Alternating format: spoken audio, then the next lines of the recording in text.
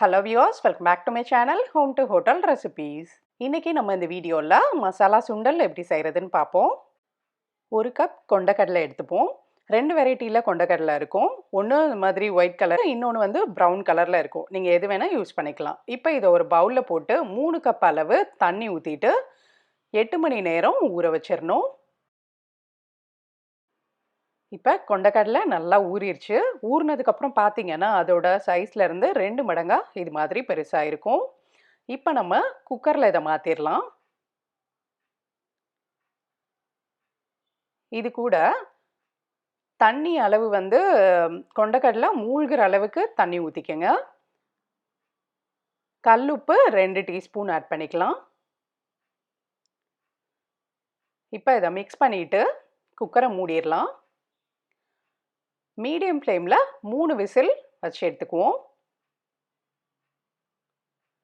இப்போ 3 விசில் வந்துருச்சு. கொண்டக்கடலை வெந்ததுக்கு அப்புறம் பார்த்தீங்கன்னா ஒன்று எடுத்து இது மாதிரி ப்ரெஸ் பண்ணி பாருங்க. நல்லா இது மாதிரி மசிக்க வரணும். அப்பதான் நல்லா வெந்திருக்குன்னு அர்த்தம். இப்போ தண்ணி எல்லாத்தையும் வடிகட்டிட்டு கொண்டக்கடலை எடுத்து வச்சிடலாம்.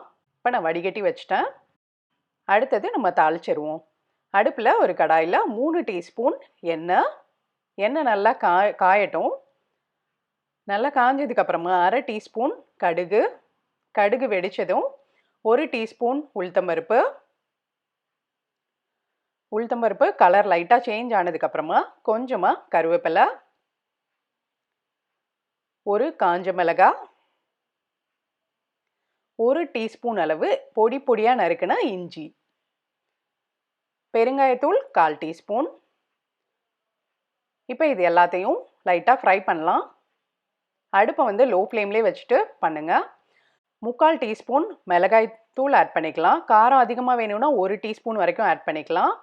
மல்லித்தூள் 3/4 டீஸ்பூன், உப்பு 1/4 டீஸ்பூன் சேர்த்துட்டு அடுப்பை வந்து லோ ஃப்ளேம்லேயே வச்சுட்டு ஒரு 10 செகண்ட் வதக்குங்க. மிளகாய் பொடி ஃப்ரை ஆகணும். இப்போ நம்ம ஏற்கனவே வேக வச்சு வச்ச கொண்டக்கடலையை ஆட் பண்ணிடலாம். ஆட் பண்ணிவிட்டு இதை நல்லா மிக்ஸ் பண்ணுங்கள். மசாலா ஃபுல்லாக கொண்டக்கடலை ஃபுல்லாக படணும். இப்போ வந்து அடுப்பை வந்து லோ ஃப்ளேம்லேயே வச்சுட்டு 1 நிமிஷம் விட்டுருங்க. கடைசியாக 1 கைப்பிடி அளவு தேங்காய் துருவினது, கொஞ்சமாக கொத்தமல்லி தழை போட்டுட்டு இது எல்லாத்தையும் மிக்ஸ் பண்ணுவோம். தேங்காயோட கலர் இது மாதிரி சேஞ்ச் ஆனதுக்கப்புறமா அடுப்பை ஆஃப் பண்ணிடலாம். அவ்வளோதாங்க, ரொம்ப சிம்பிளாக மசாலா சுண்டல் ரெடி. நீங்களும் ட்ரை பண்ணி பார்த்துட்டு எப்படி இருந்ததுன்னு எனக்கு மறக்காமல் கமெண்ட் பண்ணுங்கள். இந்த வீடியோ உங்களுக்கு பிடிச்சிருந்தா லைக் கொடுங்க. Home2Hotel Recipes சேனலை மறக்காமல் சப்ஸ்கிரைப் பண்ணிவிட்டு பெல் ஐக்கானை கிளிக் பண்ணிக்கோங்க. தேங்க்ஸ் ஃபார் வாட்சிங். Bye bye.